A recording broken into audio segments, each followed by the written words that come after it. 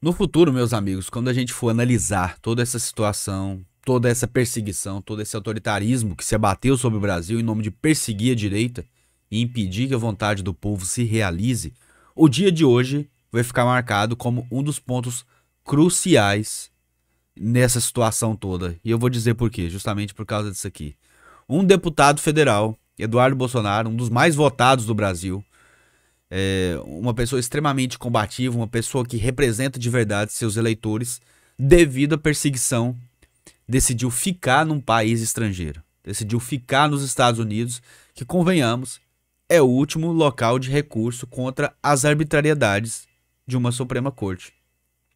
Pensa comigo, se ministros de uma Suprema Corte, que dão a última palavra, estão julgando de forma incorreta e condenando inocentes por crimes que eles não cometeram, ou condenando pessoas que cometeram pequenos crimes por crimes gravíssimos com 15, 17 anos de prisão, e mostrando que tem sim um viés forte de esquerda e que falam inclusive que derrotaram o bolsonarismo, uma das vertentes políticas do país. Você acha que esse deputado federal, quando tem um caso seu levado para essa Suprema Corte, principalmente para o ministro que está cometendo todo esse autoritarismo, você acha que ele tem alguma chance de ser julgado com honestidade? Você acha que ele tem alguma chance de ser julgado com imparcialidade? Principalmente dado tudo que ocorreu, quando parlamentares do PT decidiram ir até o Alexandre de Moraes para pedir a apreensão do passaporte do Eduardo Bolsonaro. Obviamente o que eles não querem, meus amigos, é justamente que a gente tenha esse recurso, essa instância recursal. Coisa que o Lula teve demais. O Lula teve direito a mais de 200 recursos. O processo do Lula, que a esquerda fala que foi enviesado. O processo do Lula, que a esquerda fala que foi... que o Sérgio Moro foi parcial. Não teve nada de parcialidade do Sérgio Moro. A não ser, claro, as decisões depois tomadas para poder livrar o Lula da cadeia. Mas a verdade é que o Lula teve direito a um julgamento na primeira instância. Teve um direito a ser ouvido por todo mundo. Teve direito a recorrer ao TRF4, recorrer ao STJ, onde as penas do Sérgio Moro foram inclusive aumentadas. Agora, essas pessoas do dia 8, o próprio presidente Bolsonaro, sendo julgado diretamente no Supremo Tribunal Federal, onde você vai recorrer, você recorre para o Supremo Tribunal Federal. Vocês acham que isso é justo? Processos aí que demoram 4 anos para serem julgados, de repente são e acabam sendo arquivados. O do Bolsonaro aqui, em menos de um ano já tá tudo pronto para ser julgado? Vocês acham que tem alguma possibilidade de justiça no Brasil? E claro, a imprensa e boa parte da esquerda vai atacar o Eduardo Bolsonaro, vai falar, esse cara é covarde, esse cara tinha que ter ficado aqui enfrentado. Enfrentado o quê? Qual é a condição de igualdade? Como que você fica pra brigar de estilingue com uma pessoa que tem um tanque de guerra e tá passando em cima da sua casa, da sua família? Qual que é a condição de igualdade?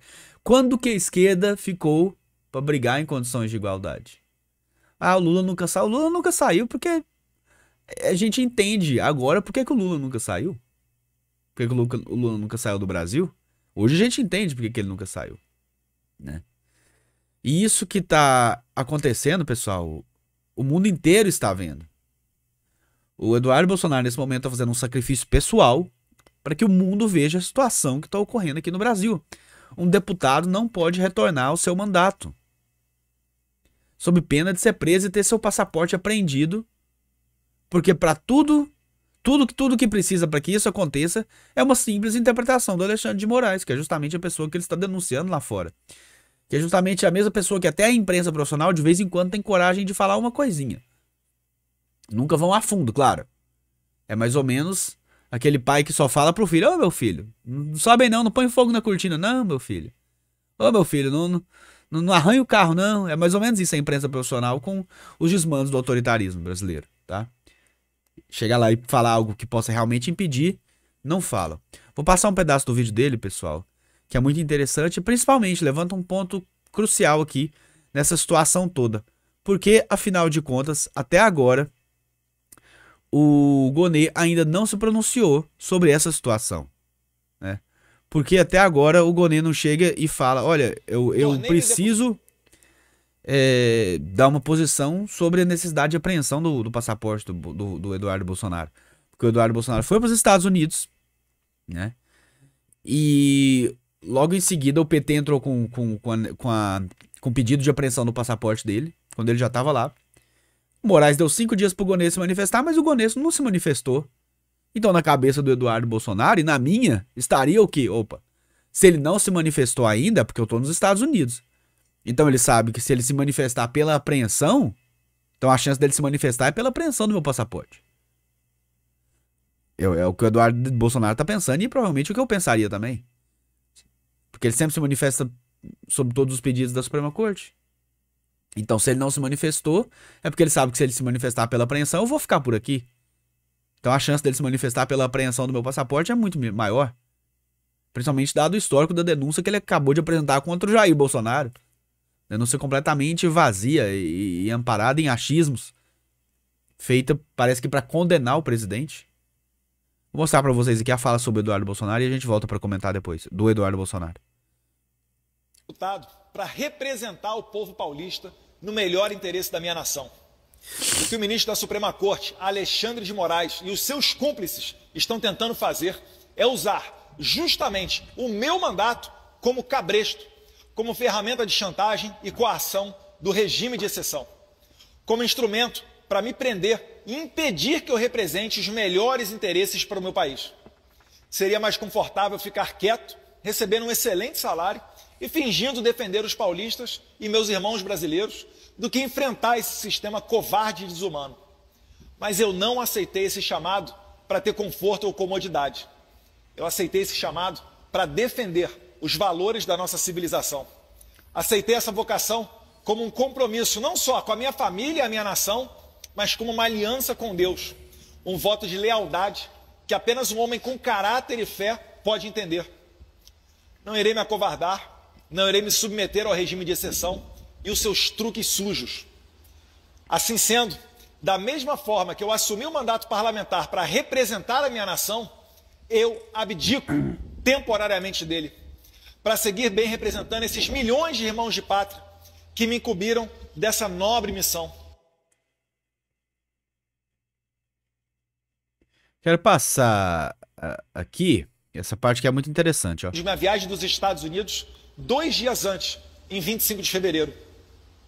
Eu não tenho nenhuma dúvida que Deus, em sua infinita sabedoria e bondade, protegeu a mim e a minha família, para que a minha missão de trazer justiça não fosse interrompida por esquemas e planinhos dos canalhas de ocasião. Dessa maneira, nunca imaginei que eu faria uma mala de 7 dias para não mais retornar para minha casa. Mas hoje, vejo com clareza que Deus está me mostrando o caminho. Tenho certeza que o meu eleitor também entende que o meu trabalho, nesse momento, é muito mais importante aqui nos Estados Unidos do que no Brasil. Como defendia o professor Olavo de Carvalho, não se combate uma ditadura vivendo dentro dela. Todos no Brasil sabem que Alexandre de Moraes é capaz de fazer qualquer coisa, ainda que notoriamente ilegal ou inconstitucional, mesmo que exista um parecer contrário da PGR, como, aliás, ele já fez no passado. Falando em PGR, Moraes deu prazo para o procurador-geral de 5 dias para responder a um simples sim ou não acerca da apreensão do meu passaporte. Porém, já se passaram mais de 18 dias e nada do senhor Paulo Gonet responder. Seria ultrajante, mas, na atual democracia relativa brasileira, ninguém poderia se dizer surpreso com a apreensão do passaporte de um deputado e até mesmo a sua prisão sem motivo. Ao bem da verdade, fatos muito piores já ocorreram. Pessoal, vocês entenderam muito bem a gravidade da situação, né? E por que o Eduardo Bolsonaro decidiu tomar essa decisão, que não é uma decisão fácil. Não é a saída mais fácil de forma alguma, assim como não tem sido o mandato dele desde 2022 para cá, né? De todo o mandato, de todo parlamentar de direita, né? Todo mundo que é de direita nesse país está sofrendo de uma forma ou outra. Vocês acompanharam, para quem não acompanhar, depois eu vou fazer um vídeo, né? Como foi o meu mandato de deputado estadual, que durou 1 ano até eu ser cassado pelo TSE, né? Mesmo tendo ganho todas as ações aqui na primeira e na segunda instância, foi julgado em plenário virtual no TSE. Primeira vez na história que um deputado foi cassado em plenário virtual. Mas, como o Eduardo Bolsonaro disse, né, fatos muito piores já ocorreram. Então, claro, a gente precisa apoiá-lo nesse momento. A esquerda e a imprensa suja vão debochar, vão falar que ele foi covarde. Agora, não existe coragem maior do que você abandonar a sua pátria, abandonar seus amigos. Graças a Deus ele tá com a família, mas muitos já foram pra lá abandonando a família e depois tiveram que trazê-la, né, precisando abandonar, como o Alan dos Santos, por exemplo. Não existe coragem maior do que fazer esse sacrifício pessoal pra denunciar coisas que, se ele ficasse calado, não iriam afetá-lo. Se ele ficasse caladinho, falando, ih, não, eu tô tranquilo aqui, beleza, o STF tá prendendo o povo aí mesmo, eu estou aqui com o meu salário, não vou falar a questão. Quantos não fazem isso? Inclusive que se dizem de direita e foram eleitos com a ajuda do presidente Bolsonaro. Ficam caladinhos lá, ó, esperando 4 anos passar. Ele não, ele teve coragem de enfrentar o sistema, né? E agora tá tendo que sair do Brasil para poder dar continuidade, porque ele já viu o que vai acontecer se ficar aqui. Ele tá vendo como que o sistema se movimenta, de forma praticamente coordenada. Então, meus parabéns, Eduardo, pela coragem que você teve. E não se preocupe que seus eleitores todos, e mais alguns ainda, inclusive, que não votaram em você, entendem perfeitamente qual que é a sua necessidade, do que o país precisa nesse momento. Você continua sendo para todos nós um deputado federal, mesmo licenciado, e agora você vai ter um poder muito maior, porque você não vai estar amarrado às constrições e às retaliações que eles poderiam fazer contra você aqui. E eu tenho certeza que no futuro, quando a gente olhar para trás, esse gesto seu vai ficar marcado como um dos pontos cruciais de mudança para a gente conseguir restabelecer o equilíbrio, a justiça, né? E fazer com que a vontade do povo valha de verdade aqui no Brasil. Porque desde que o Bolsonaro foi eleito para fazer a vontade do povo, o sistema se organizou para impedir que isso aconteça. E a gente chegou nesse extremo aqui, né? Isso aqui nem sequer é o extremo, como ele disse aqui, até pausei na hora certa, fatos piores já ocorreram. Tivemos mortes de pessoas, condenação de inocentes por crimes que não cometeram, né? Mas um deputado precisar se autoexilar, né? Enquanto a imprensa, como eu disse, faz aquele joguinho, né? A gente não tinha visto ainda. E para quem tá perguntando sobre a Comissão de Relações Exteriores, né? Que o Eduardo Bolsonaro presidiria, mas eu acho que é mais prudente ele realmente ficar agora. O Zucco deve assumir essa comissão. Também é um nome excelente, extremamente engajado, líder do governo Bolsonaro. Então tá, assim, mais que qualificado a presidir essa comissão e fazer uma ponte para que a gente denuncie. Como eu disse, por que é necessário isso? Porque o STF, que deveria ser a última instância, ou às vezes nem ser uma instância, no caso das pessoas que tá julgando essas pessoas como se fosse a primeira instância. Então não tem a quem você recorrer. Como que você recorre de uma decisão do Moraes pro próprio Moraes?